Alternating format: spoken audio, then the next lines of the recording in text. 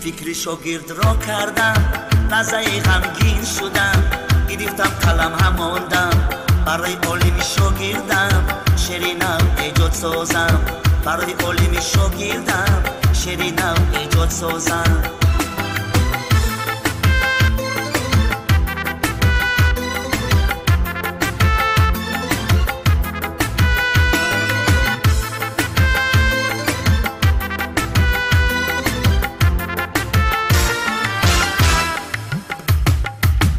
ندیدم روزی خوش در کنج زندان، بود در چشم من مثل شبستان.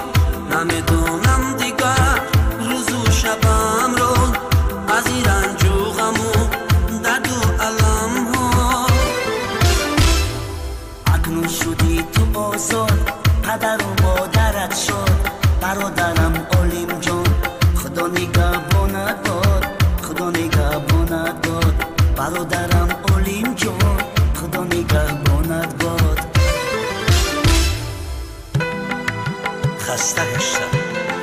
خسته گشتم ای فلک از این غبار زندگی،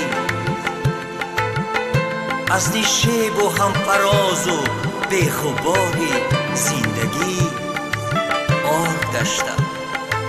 آرد گشتم زیر سنگی آسیای این جهان، شد سفیدم موی سر از این غبار زندگی.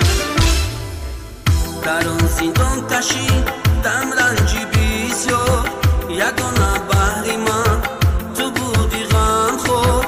بیا دستم بگیر از غم رها کن، اگر مرا برن تو برتگی دار.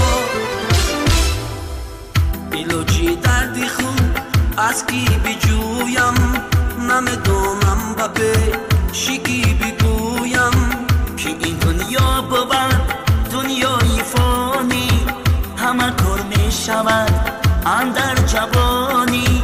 که این دنیا بود دنیای فانی، همه کار می شود اندر جوانی، همه کار می شود اندر جوانی، همه کار می شود اندر جوانی.